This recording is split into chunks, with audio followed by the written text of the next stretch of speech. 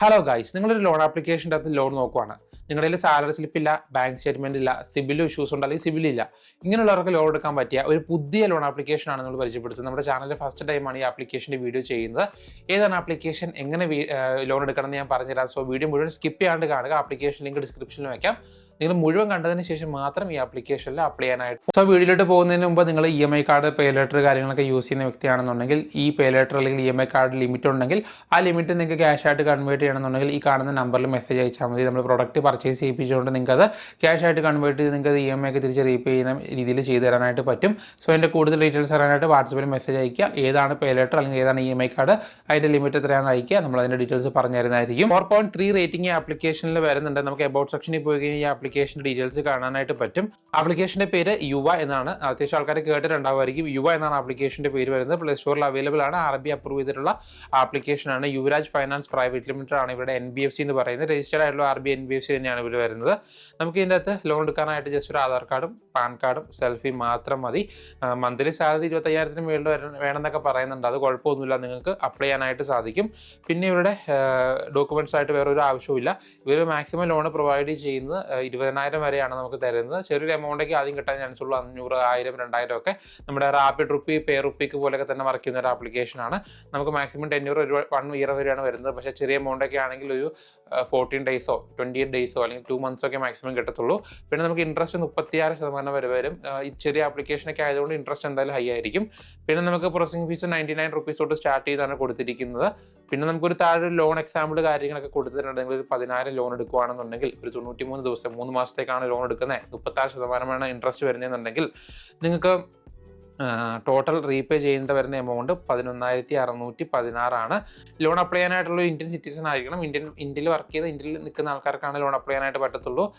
Age ഇവർ കറക്റ്റായിട്ട് mention ചെയ്തിട്ടില്ല. 18 വയസ്സിന് മുകളിൽ ചിലപ്പോൾ അപ്ലൈ ചെയ്യാൻ പറ്റുമെന്ന് തോന്നുന്നു. അപ്പോൾ നമുക്ക് എങ്ങനെ ഇതിൻ്റെ അകത്ത് ലോൺ അപ്ലൈ ചെയ്യണമെന്ന് കൂടെ ഞാൻ പറഞ്ഞുതരാം. അപ്പോൾ ഞാൻ പറഞ്ഞ പോലെ ആപ്ലിക്കേഷൻ ലിങ്ക് ഡിസ്ക്രിപ്ഷനിലുണ്ട്. അവിടെ പോയിട്ട് പ്ലേ സ്റ്റോറിൽ നിന്ന് ഡയറക്റ്റ് ആപ്ലിക്കേഷൻ ഫോണിലേക്ക് ഇൻസ്റ്റാൾ ചെയ്യുക. ഇൻസ്റ്റാൾ ചെയ്തിട്ട് ഓപ്പൺ ചെയ്യുമ്പോൾ കുറച്ച് പെർമിഷൻസും കാര്യങ്ങളൊക്കെ ചോദിക്കും. അത് നിങ്ങൾക്ക് ഓക്കെ ആണെന്നുണ്ടെങ്കിൽ മാത്രം അലോ കൊടുക്കുക. അലോ കൊടുത്ത് കഴിയുമ്പോൾ നിങ്ങളുടെ മൊബൈൽ നമ്പർ കൊടുക്കാനായിട്ട് പറയും. മൊബൈൽ നമ്പർ കൊടുക്കുക. ഒരു OTP വരും. OTP വരുമ്പോൾ അക്കൗണ്ട് ഓപ്പൺ ആയിട്ട് വരും. ഇതുപോലെ ആദ്യം 500 എടുക്കാമെന്ന് പറഞ്ഞ് വന്നിട്ടുണ്ട്.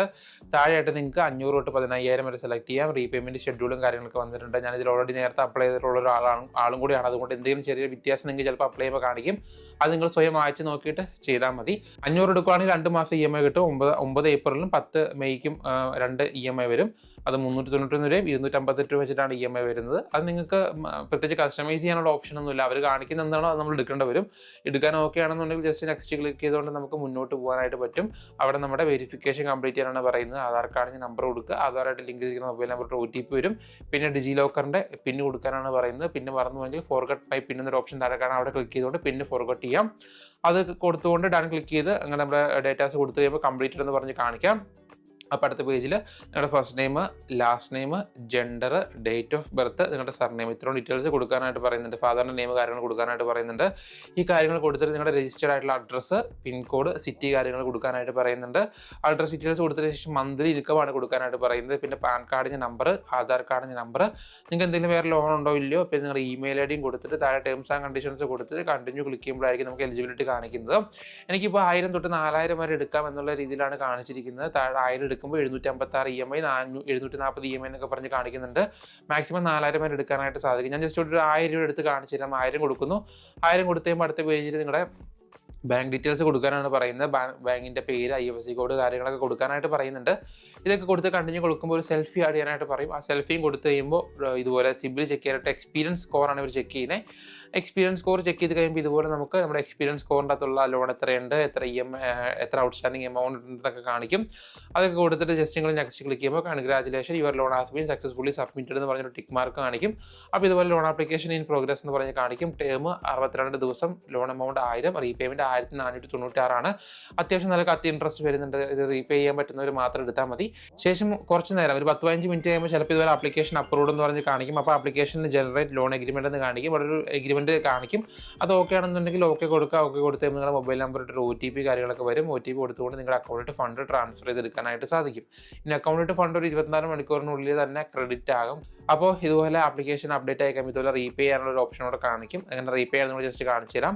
അപ്പോൾ ഇതുപോലെ ഫുൾ റീപേ അല്ലെങ്കിൽ പേ എന്നൊരു ഓപ്ഷൻ കാണും. പേ ആണെങ്കിൽ ഫസ്റ്റ് EMI പേ ചെയ്യാം. ഫുൾ പേ ആണെങ്കിൽ നമുക്ക് ഫുൾ എമൗണ്ട് ഫോർക്ലോസ് ചെയ്യാം. ഞാനിവിടെ ഫുൾ പേ ക്ലിക്ക് ചെയ്തു. അപ്പോൾ നമ്മൾ അടുത്ത പേജിലോട്ട് പോകും. അവിടെ നമുക്ക് ഡെബിറ്റ് കാർഡോ UPI വെച്ച് എങ്ങനെ വേണമെങ്കിലും തിരിച്ച് റീപേ ചെയ്യാം. ഞാനിപ്പോൾ റീപേ ചെയ്ത് ഫുൾ എമൗണ്ട് റീപേ ചെയ്തപ്പോൾ അടുത്ത പേജിൽ ഇതുപോലെ എനിക്ക് വീണ്ടും എമൗണ്ട് കൂടുതൽ കിട്ടി. 5000 വരെ എടുക്കാനുള്ള ഓപ്ഷൻ വന്നിട്ടുണ്ട്. ഇനി വേണമെങ്കിൽ 5000 എടുക്കാം. 5000 എടുത്തുകൊണ്ട് ഇനി തിരിച്ച് റീപേ ചെയ്ത വലിയ എമൗണ്ട് കിട്ടുമെന്ന് ഉറപ്പൊന്നുമില്ല. എന്നാലും റീപേ ചെയ്ത് നോക്കിയാൽ ചിലപ്പോൾ വലിയ എമൗണ്ട് കിട്ടാനുള്ള ചാൻസ് ഉണ്ട്. എന്തായാലും ഇതാണ് യുവ എന്ന് പറഞ്ഞ ആപ്ലിക്കേഷൻ. ട്രൈ ചെയ്ത് നോക്കുക. ലിങ്ക് ഡിസ്ക്രിപ്ഷനിലാണ് വെച്ചിട്ടുണ്ട്. ആപ്ലിക്കേഷൻ RBI അപ്രൂവ് ചെയ്ത ആപ്ലിക്കേഷൻ ആണ്. അപ്പോൾ നമുക്ക് അടുത്ത ദിവസം വേറെ വീഡിയോയിലൂടെ കാണാം. ബൈ.